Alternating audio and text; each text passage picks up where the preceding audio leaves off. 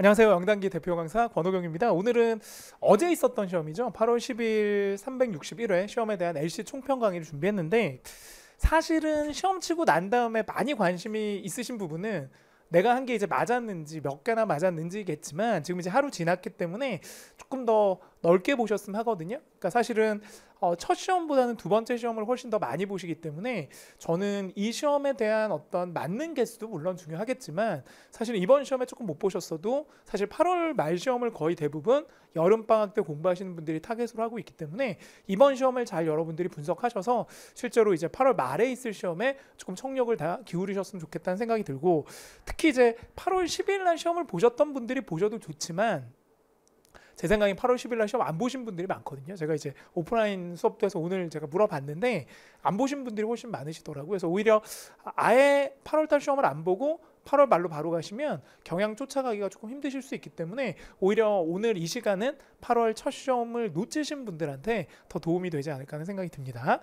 전반적인 난이도를 제일 궁금해 하실 텐데, 이게 이제 약간 주관적인 게 있고, 선생님들이 다들 전문가실 텐데 선생님들 입장에서도 조금 틀리거든요. 그래서 전반적인 난이도는 제 생각에는 중에서 중상 사이 정도 되는 것 같습니다. 그러니까 쉬웠던 건 아니지만 그렇다고 아주 어려웠다고 보기도 힘든 시험이었고요. 그래서 어느 정도 공부를 7월부터 해오신 분들은 그 전 시험보다는 조금 LC가 수월했기 때문에 쉽다라고 느끼셨을 수도 있고, 8월 달에 처음 하신 분들은 그래도 전체적인 난이도는 아주 쉽다고 볼 수가 없었기 때문에 좀 어려웠던 부분들이 있을 거기 때문에, 저는 약간 좀 후자 쪽에 좀 힘을 싣고 싶습니다. 그래서 생각보다는 채점해 보면 좀 많이 틀릴 여지가 있었던 시험이다라고 보여지고요.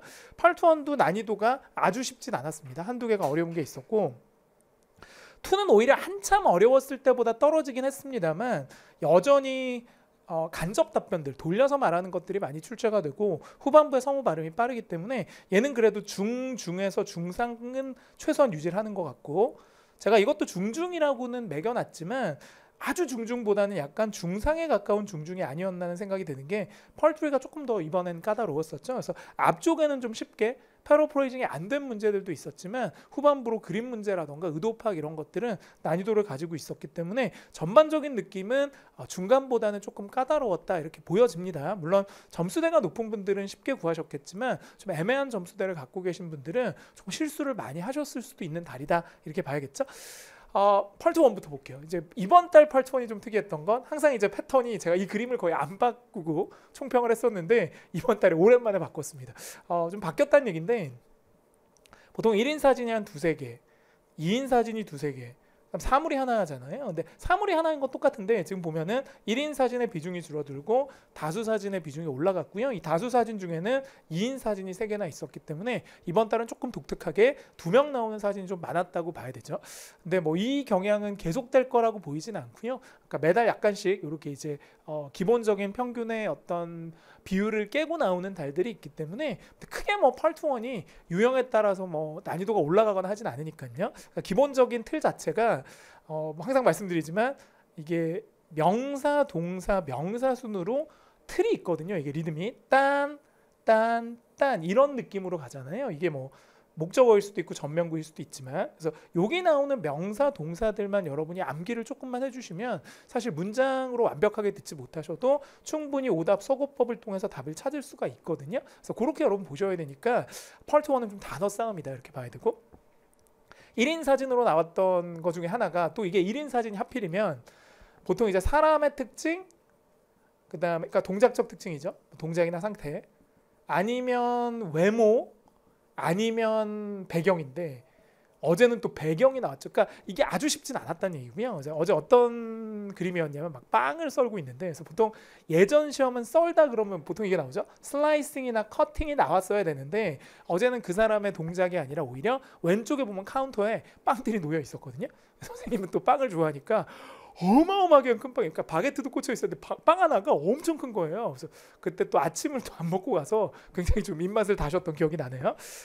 빵은 브레드가 맞고 우리가 많이 쓰는. 그 다음에 특이한 게 이제 요 단어에서 조금 어려우실 수 있을 것 같아요. 그래서 카운터 위에 빵이 있었다 그랬는데, 이 카운터를 우리가 흔히 예상하는 계산대라고 생각하셨으면 틀렸을 수도 있죠. 여기 카운터가 아니니까 하실 수도 있지만, 이 카운터는 계산대라는 뜻도 있지만 토익에서는 조리대의 뜻으로 상당히 많이 씁니다. 그래서 우리가 뭐 이렇게 부엌에서 엄마들이 이렇게 카운터에서 뭐 이렇게 썰고 그러시잖아요. 도마 놔두고 이런데 그런 데도 다 카운터가 돼서 거기 그 빵이 놓여 있던 그리고 그분이 빵을 썰고 있던 그 대를 카운터라고 부르셔도 돼요. 그러니까 이게 발음이 이제 미국식으로 하면 엔다미티가 약해서 약간 발음이 카우너 이렇게 되기도 하고 약간 카운터 이렇게 발음이 되기도 하는데 영국식으로 가면 꼭 알아두세요. 그래서 제가 빨간색으로 친 이유는 조리대 같은 거 일단 대 같은 거 카운터가 됩니다. 꼭 계산대가 아니더라도 우리가 인포 데스크에서 이렇게 보면 이렇게 우리 질문 같은 거 할 때 이렇게 딱 팔 같은 거 걸치고 물어보고 하잖아요. 그런 데가 다 카운터가 될 수 있기 때문에 좀 폭넓게 보셔야 될 것 같아요.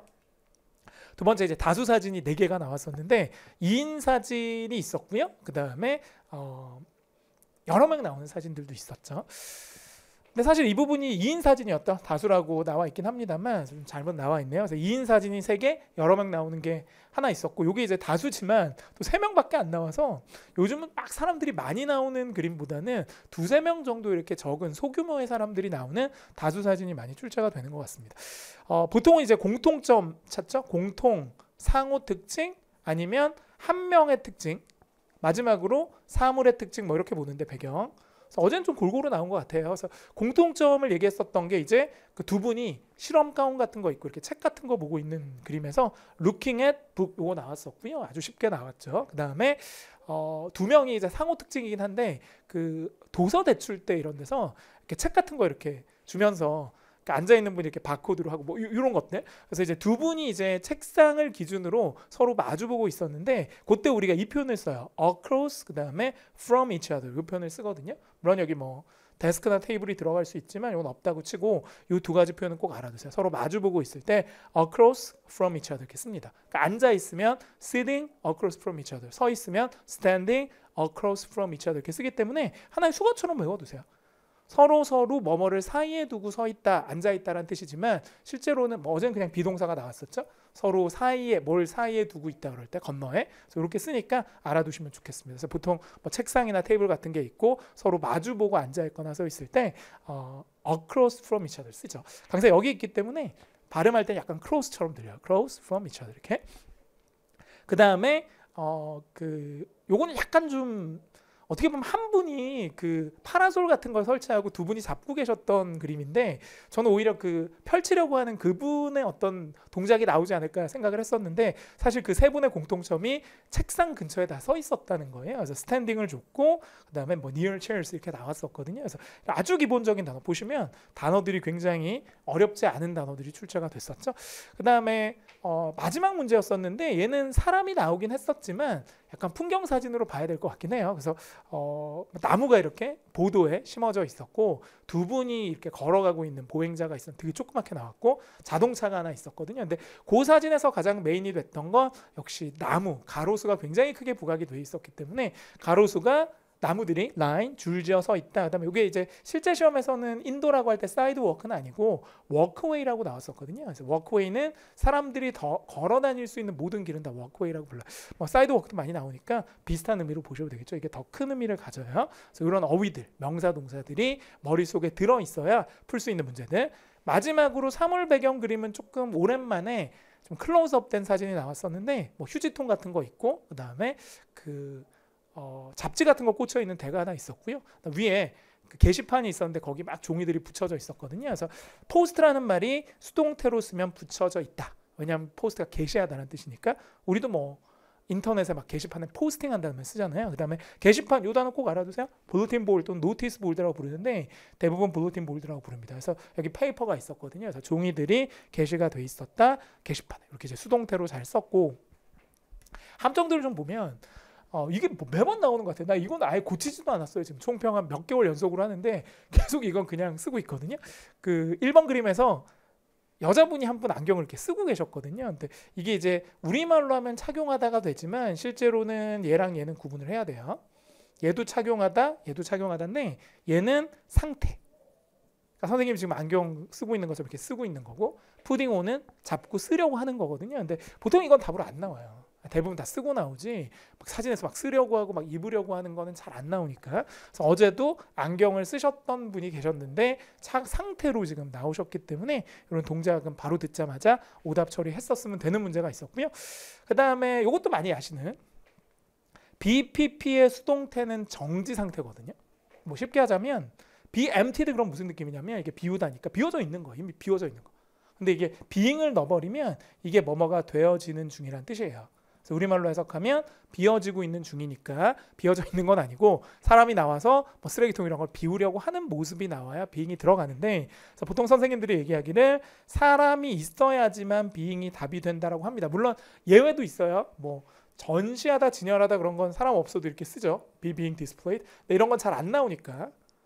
그러니까 이런 아주 예외적인 걸 빼고는 거의 대부분 being이 들어가면 동작이 있어야 됩니다. 근데 어제 같은 경우도 뭐 휴지통 이런 게 비어 있긴 했었으나 비우려는 동작이 없었어요. 그러니까 사람이 나와서 막 쓰레기를 이렇게 비우는 게 없었기 때문에 being에서 바로 X가 가능했었던 그런 게 있었죠. 그래서 사물 그림은 보통 사람 명사나 be being pp가 나오면 오답이라고 하거든요. 그래서 수동태 진행형도 있었고, 그다음에 이제 어제 나왔던 것 중에 중요 단어들을 좀 보면 뭐 어제 컵이 뭐 쌓여 있었다는 게 나왔었는데 스택이라는 거 많이 나옵니다. 쌓여 있다 그럴 때 piled.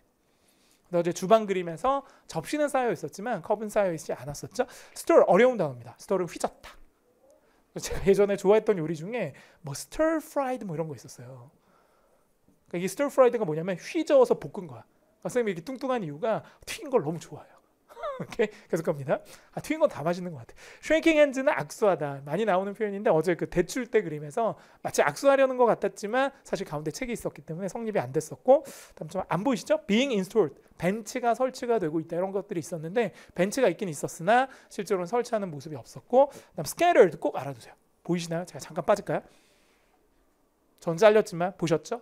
이게 TT를 굴려서 발음해요. 모음모음사에 들어가면, 그래서 영국식으로 발음하면 약간 scatter 이렇게 되는데 저기 미국식으로 발음하면 scatter 이렇게 씁니다. 흩어져 있다는 뜻인데 어제 그 게시판 그림에서 바닥에 막 종이들이 흩어져 있다 이렇게 오답으로 나왔었던, 그러니까 지금 오답으로 나오긴 했지만 여기 빨간색으로 체크해 놓은 단어들은 기본적으로 여러분 머릿속에 데이터로 들어가 있어야 합니다. 결국 청취 공부라는 건 많이 듣는 게 중요한 게 아니고요. 제일 중요한 건 실제로는 많이 외워야 들리기도 하기 때문에 정리를 많이 하셔야겠죠. 그 다음에 펄2로 좀 넘어가서 펄2는 뭐 결국 난이도가 계속 중상 정도는 된다고 보고, 근데 이게 이제 중상이라 하더라도 계속 경험을 하시니까 처음에 어려워졌을 때보다는 체감 난이도는 좀 떨어졌을 것 같아요. 그러니까 우리가 그 축구 같은 경우도 월드컵 얼마 전에 있었는데 강팀하고 많이 붙어보면 처음에 굉장히 어려운 팀이라 하더라도 붙어보면 조금 쉬워질 것 같은데, 그래서 우리가 토익도 좀 어렵지만 모의고사나 실전시험 이런 거 많이 보라 그러거든요, 선생님들이. 그런 것 같아요. 많이 경험해보면 쉬워지는 것 같아요. 경험이 쌓이니까. 그래서 어제도 제가 봤을 때 의문사문 많이 나왔어요. 어제는 제가 계산해보니까 한 12개 정도 나왔거든요. 많이 나온 거예요. 그러니까 의문사문이 많다는 건 그만큼 포인트 잡고 가기가 편했기 때문에 여전히 간접 답변이 대여섯 개 있었지만 후반부에 늘 나오는 패턴인 거고, 이것도 이제 오답 속어법을 통해서 오답들을 제거하고 찾으면 되니까 OX 세모로. 그러니까 결국은 이렇게 쉬운 패턴들, 요거를 누가 많이 맞추냐는 싸움인 것 같아요. 첫 번째, 뭐 후로 물었었는데 사람 나왔고 이거 발표. 대동사 두는 답이 잘 되죠. 왜냐하면 펄2는 질문에 나왔던 거 또 쓰는 거 되게 싫어하거든요. 그래서 누가 공부했냐? 그럼 킴이 했어 이렇게 하지. 여기서 스터디드 나왔는데 여기 또 스터디드 하면 너무 쉬워지니까, 그러니까 출제자가 이걸 두 동사로 많이 바꿔요. 그러니까 한두 개는 보통 두가 들어간 보기가 답이죠. 두 번째, 많이 나와요. 무슨 장소가 문을 닫은 이유. Y는 3개 듣는 건데 Y, 딴딴 이렇게 들었을 때 보통 이유가 다 정해져 있는데 제일 많이 나오는 게 이런 거죠. 무슨 작업 때문에 청소하고 있어서, 아니면 페인트 칠을 하고 있어서 painted, 아니면 renovated. 이런 것들이 되게 많이 나옵니다. 그러니까 건물이나 가게가 문을 닫는 이유는 얘네들 때문에. 대청소 중이라. 그 다음에 어디서 타나요? 그랬을 때 볼드만 들었어도 플랫폼, 승강장 찾을 수 있었던 문제인데 장소 명사죠. 특히 where 같은 경우는 where만 듣지 말고 뒤에 나오는 동사나 명사 하나라도 더 들으면 더 유리해지는 거죠. 그러니까 그냥 장소보다는 탑승할 장소, 공부할 장소, 뭐 이렇게 정해져 있잖아요. 그러니까 되게 좁혀갈 필요가 있고, how로 물었을 때 by ing는 그냥 기본적 패턴이죠. 뭐 하기 함으로써 이런 뜻인데 how가 수단의 how니까 by니까 how하고 연결이 잘 되어서 어제는 뭐 매출을 어떻게 늘릴 거냐 그러니까 뭐 홍보를 함으로써, 그래서 by advertising 어쩌고 이렇게 나왔었거든요. 그래서 저런 패턴 how를 들었을 때 by를 찍을 수 있는 그런 이제 훈련들이 필요합니다. 두 번째, 제가 봤을 때 어제 좀 기억해야 될 거가 있겠죠. 오케이? 그러니까 지금 뭐 채점보다는 꼭 기억하셔야 될 게 여전히 소리 함정어가 많이 나온다는 거예요. 그러니까 선생님들이 뭐 유사 발음, 반복해서 단어 뜨고 이러면 찍지 말라 그러잖아요. 근데 그게 여전히 유용하고 오히려 한때 좀 안 나왔다가 요즘 들어서 이 일반적 패턴들이 되게 다시 돌아온 것 같아요. 컴백을 했어요. 그래서 예를 들면 어제 문제 중에 랩탑이 있었죠. 노트북인데 보기 중에 A는 데스크탑, 탑 탈락. 끝에 탑 드로어, 맨 위 서랍인데 이 탑하고 이 탑은 완전 틀린 탑이죠. 보시면 이거 하나를 잘못 들으면 일로 가거나 일로 갈 수 있는데 한 번 더 이거 하나만 잘 들었으면 발음 비슷한 걸 제거했다면 B를 정답으로 찾을 수 있었던 문제가 있었단 말이에요. 그러니까 이런 식으로 발음 함정 좀 조심하셔야 되고요. 두 번째, 요즘 들어서 더 많이 나오는 것 같아요. 이제 점점 더 많이 나옵니다. 원래 예전에 모르는 건 다 답이라 그랬거든요. 뭐 물어봤을 때 야, 화장실이 어디냐 그러면 몰라요. 그러니까 예전 고전적 정답. I have no idea. 옛날 문제집에 있죠, 이런 게. I'm not sure. 모르겠습니다.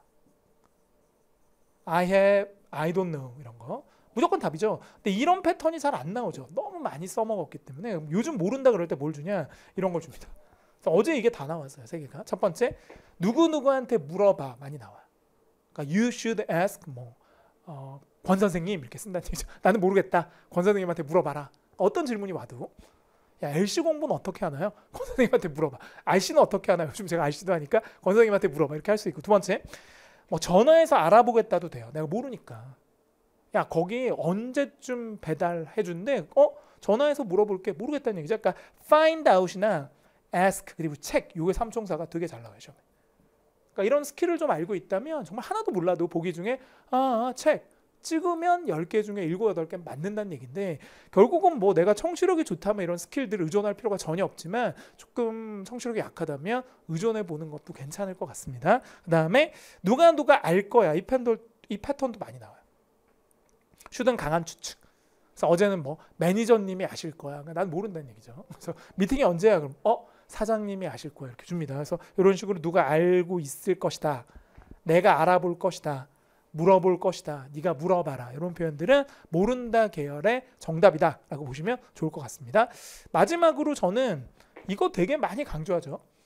아는 만큼 들리는 거랑 질문들을 좀 많이 외워라. 소리로 정확하게. 한 덩어리로.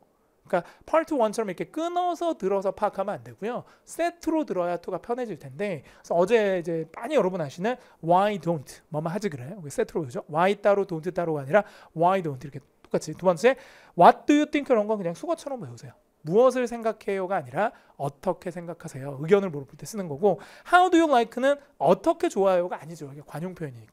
그러니까 해석하면 어떻게 좋아해? 뭐 어떻게 좋아해? 저게 아니라 우리말로 뭐뭐가 어때? 의견 물어볼 때 씁니다.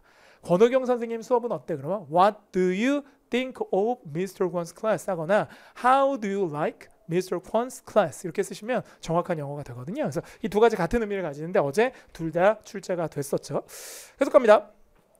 의문사 예스노 안 된다. 이건 뭐 토익 20-30년 역사와 같이 있는 뭐 가장 유명한 스킬 중에 하나인데 어제 이게 또 한 5문제가 나왔어요. 그러니까 12개의 의문사 문문 중에 5개가 나왔다는 건 의문사 문문의 대략 반 정도의 A, B, C 중에 하나는 yes나 no가 들어간다는 얘기고 그걸 자동으로 X를 해버리면 둘 중에 하나를 구하시면 되니까 굉장히 편해지는 거죠. 그러니까 오히려 정답을 바로 찾겠다라는 작전보다는 오답을 하나라도 더 제껴서 확률을 높이겠다라고 하시는 게 훨씬 더 요즘 토익에서는 어떻게 보면은 더 가능성이 높죠. 점수를 딸. 우회적 답변 볼까요? 뭐 요즘 여러분들의 가장 멘붕으로 빠뜨리게 한다는 게 돌려서 말하는 건데 그러니까 우리 이런 말이 있죠.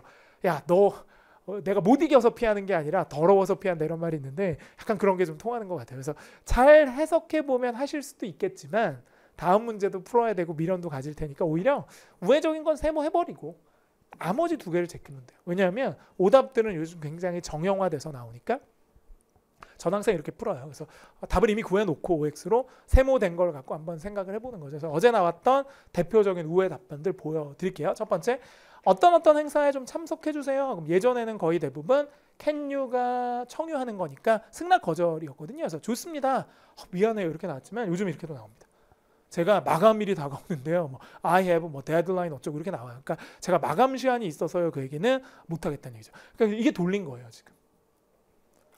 괜찮아요? 너 엄마가 얘기하는 야 너 설거지 좀 해. 그랬더니 엄마 나 숙제가 있어. 내일 시험이야. 이렇게 준다는 얘기죠.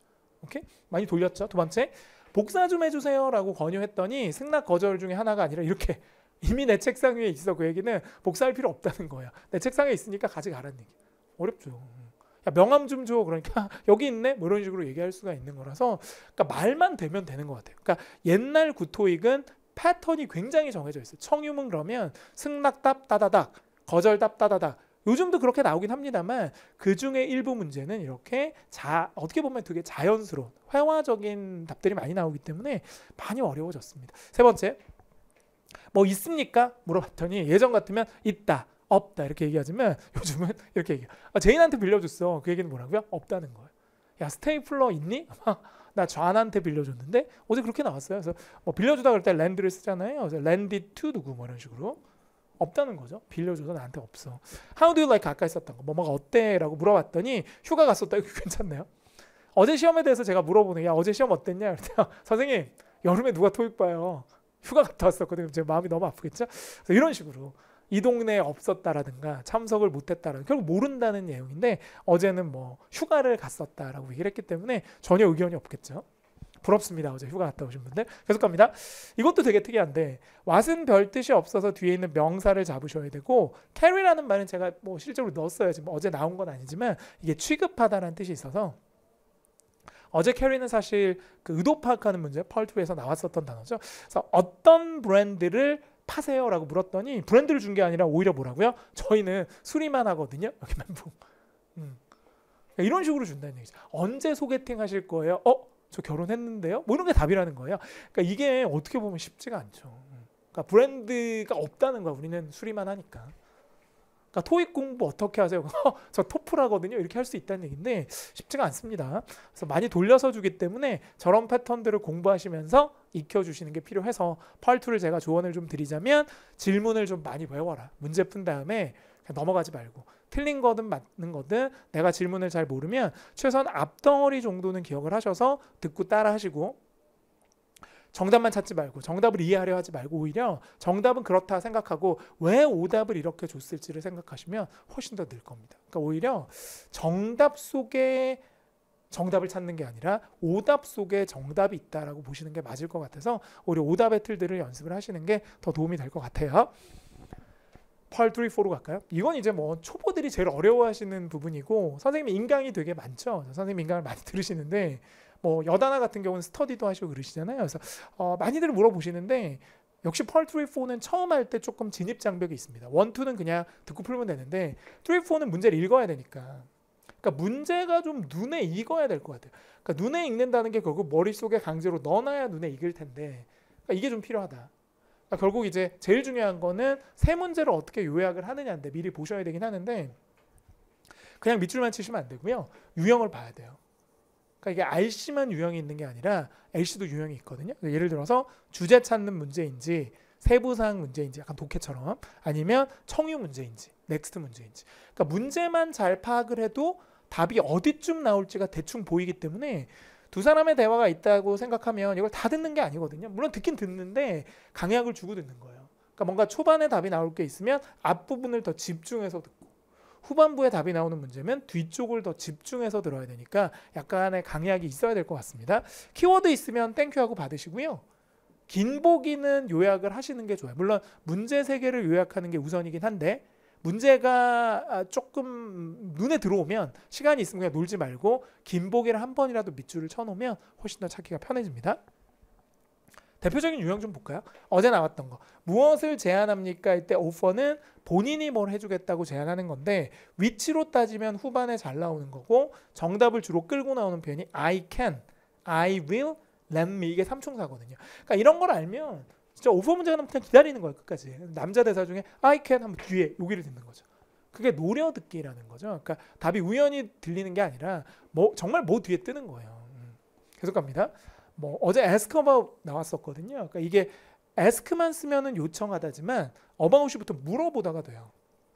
그럼 이거 무조건 의문문만 노리면 돼서 어제 여자가 물어보는 게 뭐야? 그럼 맨 끝에 여자가 질문할 때 탁 의문사만 잡아도 답이 나오기 때문에 이 노려듣기라는 건 막 인상 쓰고 노려듣는 게 아니라 질문에서 원하는 포인트를 미리 생각한 다음에 어느 정도 위치를 잡고 기다리는 거다라고 보시면 되겠죠. 두 번째, 지문을 들으면서 정답을 문제지에 체크하는 게 좋은데 사실 처음에 할 때는 세 문제를 다 하기가 힘들어요. 그래서 많은 분들이 선생님 문제 보면서 들으니까 더 안 들려요. 그렇죠. 당연한데 보면서 듣는 게 아니라 이걸 미리 파악을 하고 들어야 돼요. 여러분이 착각하는 게 들으면서 본다고 생각해. 아니, 요약은 다 해놓고 듣기만 하는 거예요. 위치 정도만 감을 잡아놓고. 그러니까 들으면서 보면 힘들죠, 당연히.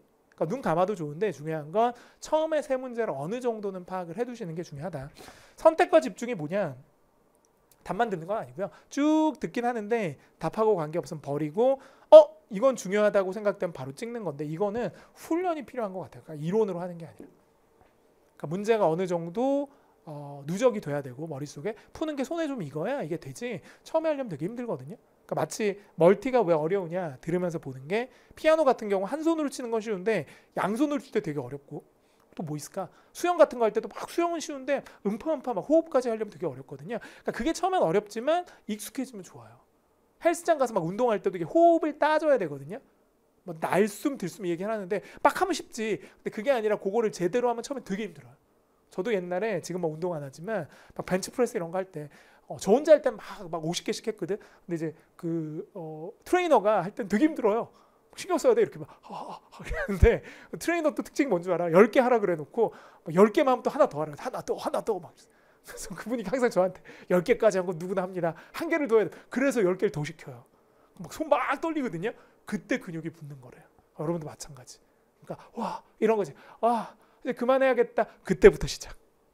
그러니까 누구나 하는 거야 한두 시간은. 근데 그거 하고 난 다음에 이제 그만 접어야지 할 때 탁 펼치고 하면 그때부터 그게 여러분께 되는 거다. 그래서 그 트레이너분한테 많이 배웠거든요. 계속 겁니다. 그러니까 남들 힘들어하는 그 시점이 똑같은데 그거를 뛰어넘어서 더 하시는 게 포인트인 거예요. 그러니까 어떻게 보면 양도 중요한 거죠. 시간하고 이런 거. 지문의 단서가 보기에선 패러프레이징이 되죠. 그래서 답이라고 생각하고 딱 듣고 찍으려고 하는데 보기에는 그 단어가 바뀌는 거잖아요. 그래서 예를 들면 뭐 전화를 하겠다 그럼 콜이 뭘로 바뀐다? 뭐 컨택이나 톡 이런 걸로 바뀌어요. 누구랑 얘기할 거다. 더 크게 바뀌죠. 포괄적으로. 뭐 사람 이름 나오면 그 사람을 동료라고 많이 말하는. 왜냐하면 회사 내에서 얘기를 많이 하니까. 그러니까 뭔가 좀 포괄적으로 바뀌죠. 예를 들어 주스 먹고 싶어요. 그럼 주스가 아니라 음료라고 해서 베버리지라고 주거나 뭐 이런 거죠. 뭐 보고서라 그러면 리포트라고 주는 게 아니라 다큐먼트라고 해서 문서라고 더 크게 주거나 이런 식으로 패러프레이징 많이 되기 때문에 그런 패턴들도 좀 알아두셨으면 좋겠습니다.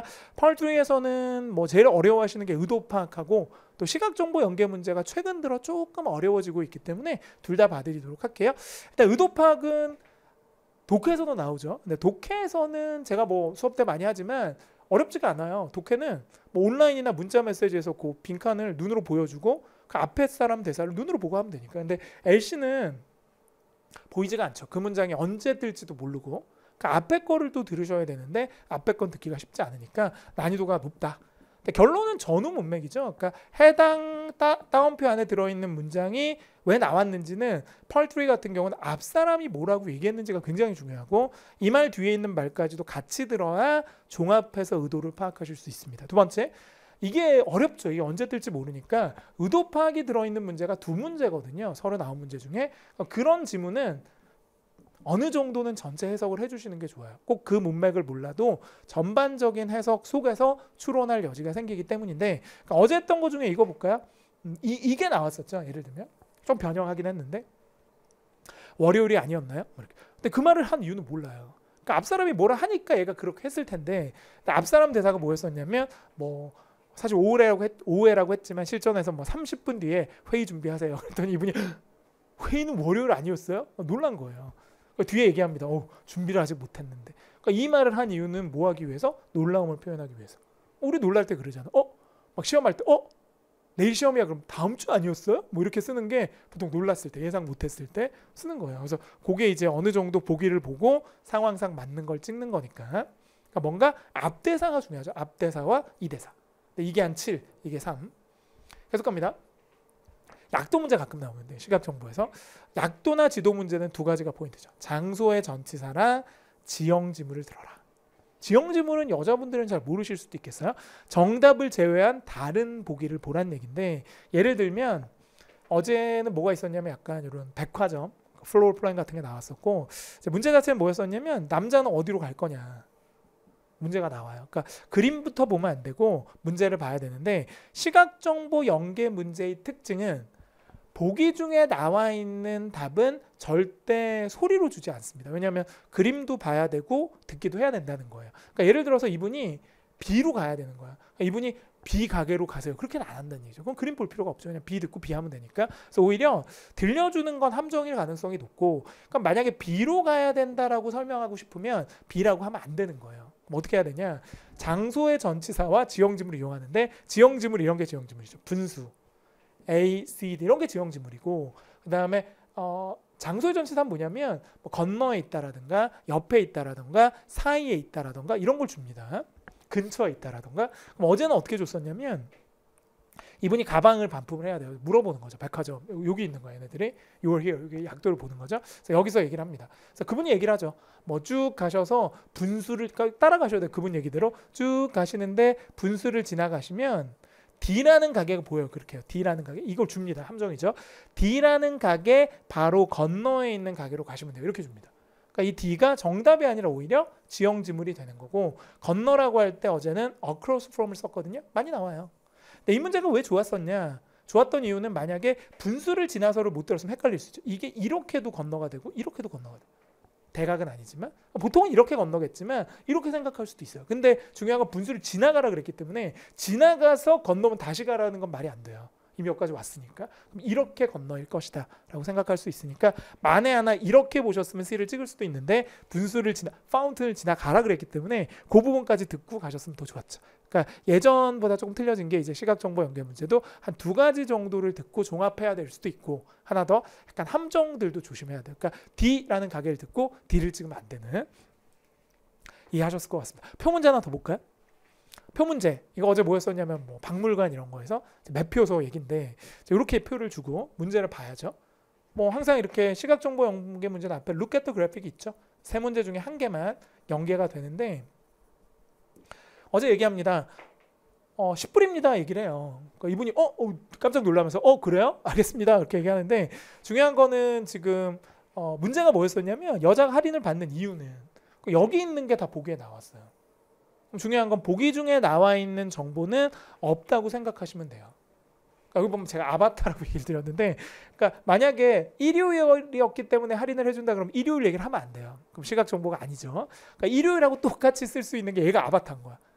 일요일은 10불이고 회원은 8불이니까. 그러니까 회원이기 때문에 그런 게 아니라 네가 8불이야 그러면 이 사람이 8불이라는 걸 내야 되는 이유는 회원이기 때문인 거예요. 그걸 아바타라고 제가 표현을 했는데 말이 어려울지 모르겠습니다. 그래서 어제 같은 경우는 10불을 바로 줘버리니까, 원래 이거를 보기 중에 있으니까 X라고 이것만 노리셨다면 10불? 10불 보면 일요일이구나. 그러니까 이분이 알았다 그랬죠. 그 얘기는 지도 본 거야.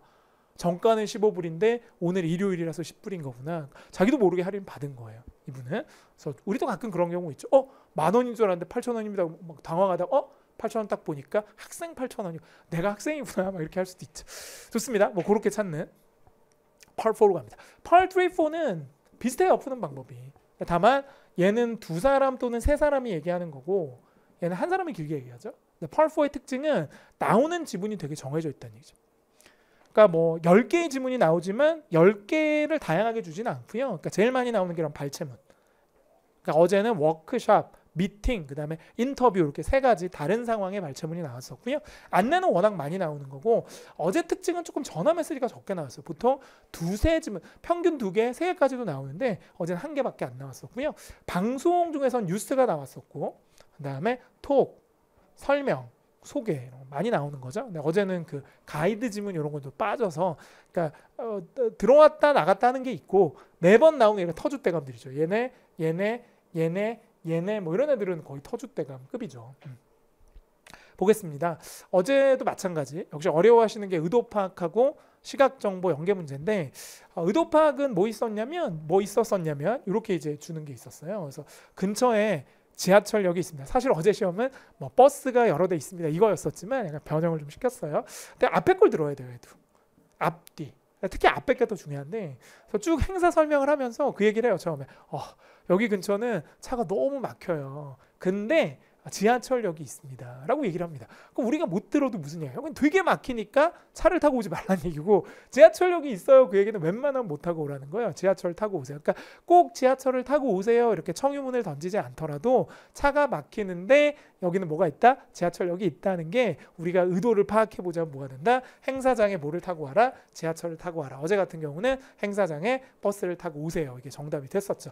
그러니까 결국 의도 파악은 이 문장의 전후, 특히 전쪽에 뭔가 포인트가 걸리는 경우가 많다는 얘기고요. 하나 더 보자면 이 말을 해요. 그분이 어제는 사실 뭐 20년은 아니었고 14년이 나왔었지만 그분이 영업에 있어서 20년의 경력이 있습니다. 왜 이렇게 얘기했는지 몰라요. 앞에 걸 봐야죠.